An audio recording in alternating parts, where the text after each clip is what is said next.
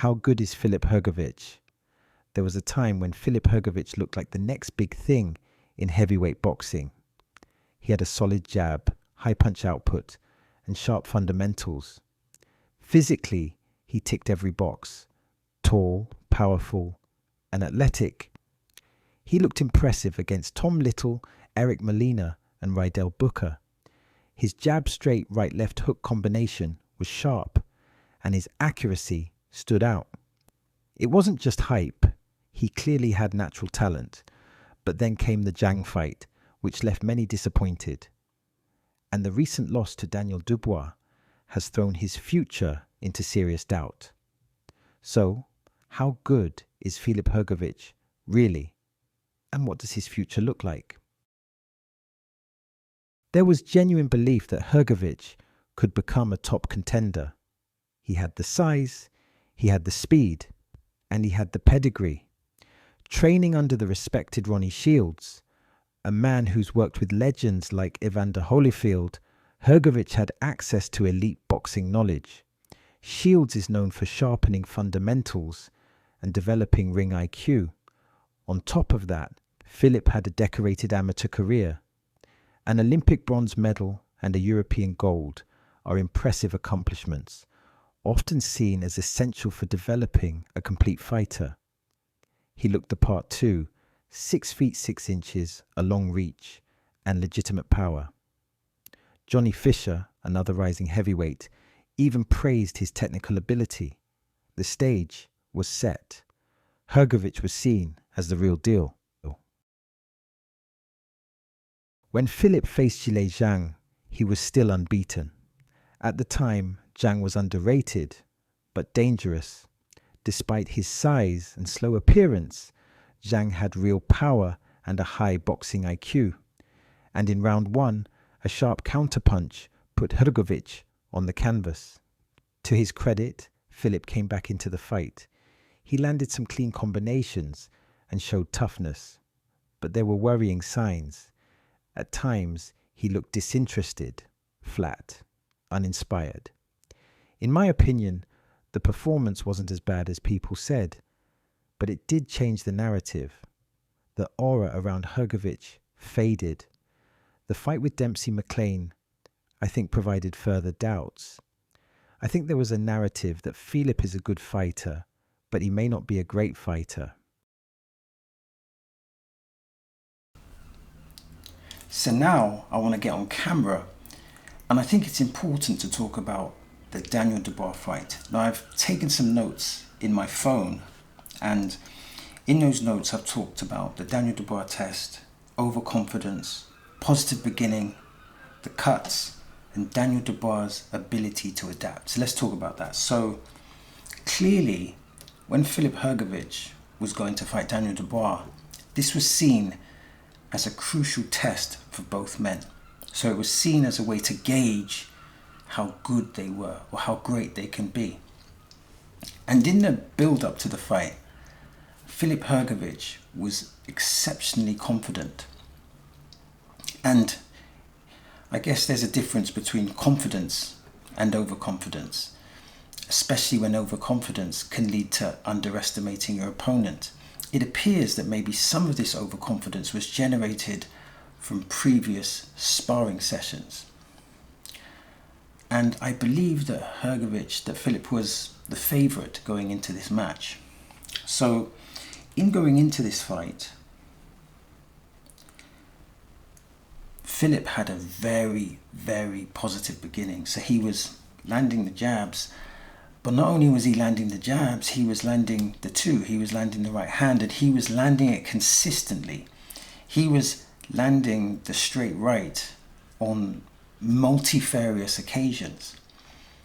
And in fairness to Dubois, you can criticize his defense up to that point, but you couldn't criticize his resistance because he was taking the punches and still coming forward.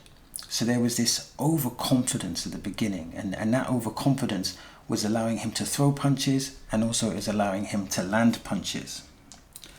So I guess the problem with the fight was that as the fight developed, I believe going into the 4th and 5th round, Dubois started to adapt. Now this is interesting because when Dubois fought Joe Joyce, one of the issues in that fight was his inability to adapt to Joe Joyce's game plan, because Joe Joyce was utilizing the jab, he was catching Daniel Dubois, and he was unable to adapt to nullify the jab.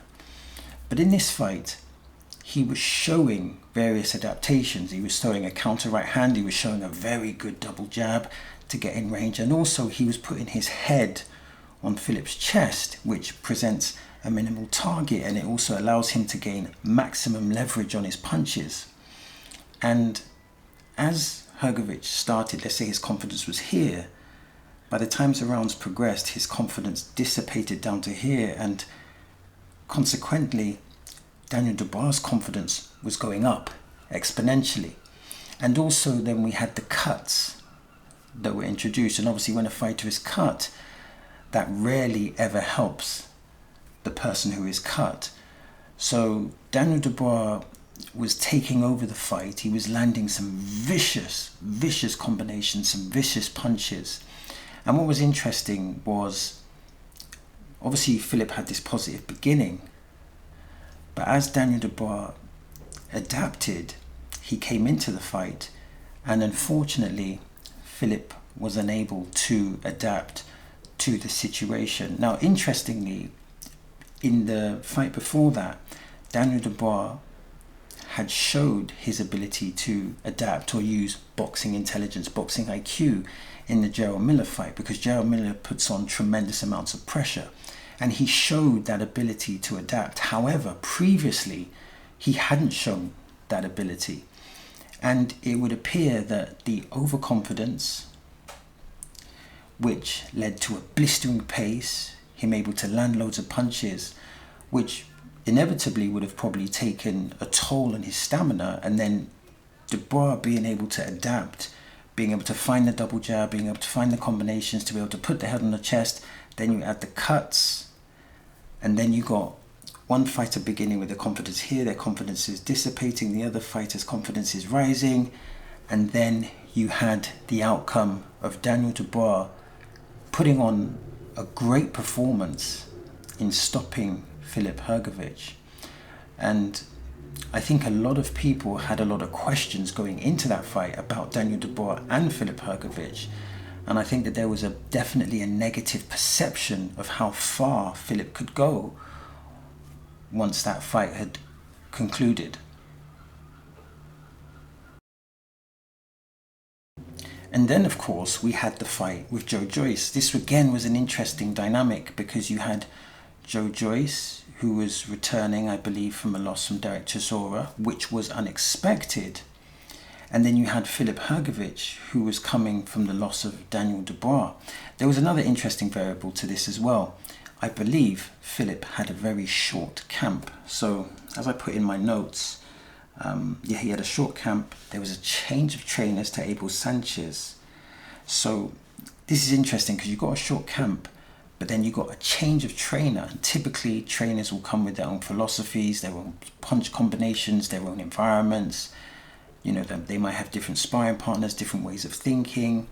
So there was a lot of question marks on this fight, and a lot of challenges for this fight. And as I remarked in my notes, again, to me, the question was, when Filip fought Dubois, he was very confident, and he began in a very confident manner. So will he be able to replicate that?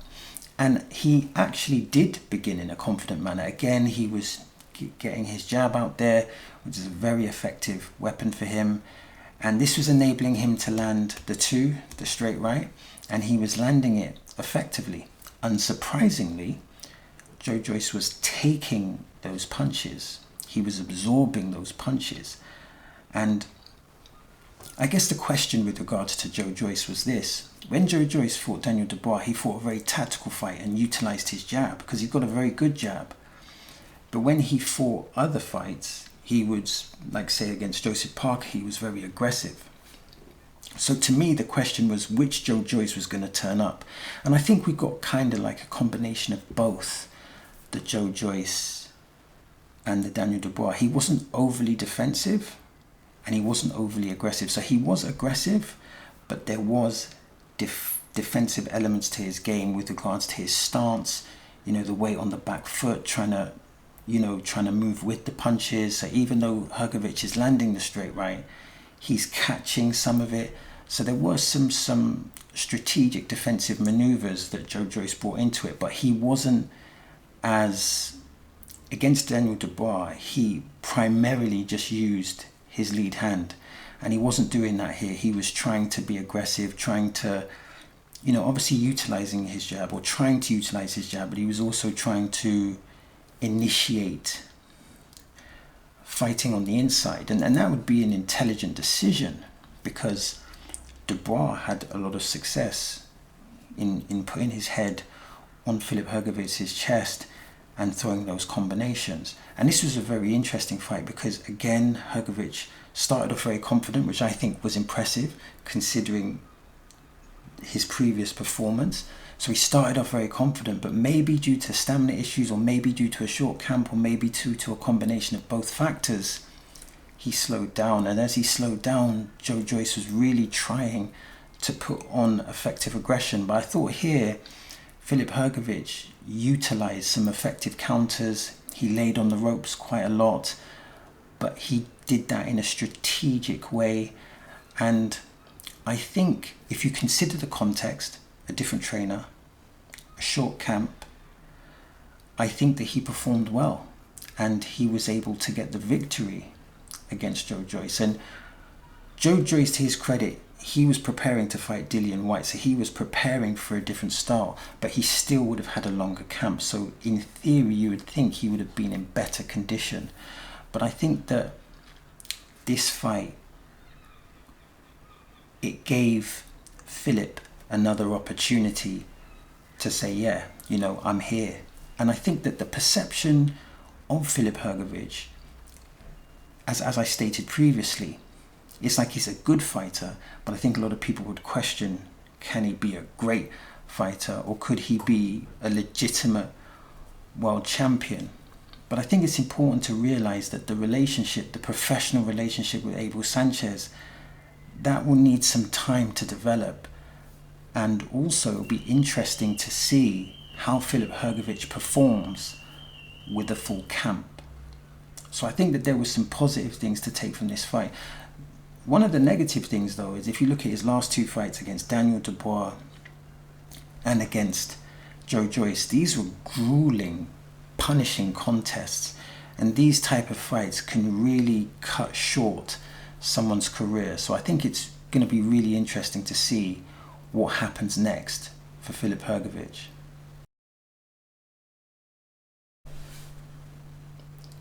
So when we ask the question, how good is Filip Hergovic, it's quite hard to establish that answer because there's a lot of variables that are going on at the moment. Of course, we don't know how the professional relationship with Abel Sanchez will flourish, and we also don't know how he's going to react, or how has his confidence been affected by that Daniel Dubois performance. I think what would be important for him is to continue to develop his boxing intelligence under the tutelage of Abel Sanchez, and also to work on his stamina. I think we've seen that there's some... It's hard to say of his stamina issues because I think he set such a sizzling pace against Daniel Dubois that any heavyweight would have been tired. But definitely to maintain the ability to be able to sustain a consistent attack over 12 rounds, I think that's really something that's quite essential. So I think working on his stamina to continue to develop the fundamentals of the jab. I think there's going to be issues if he continues to try and utilize the ropes. That's a very, very dangerous tactic, especially against people that can punch incredibly hard and or have speed. So it'd be interesting, did he do that because he was tired, because it was a short camp? So I think the stamina definitely needs to be addressed. I think the boxing IQ needs to be increased.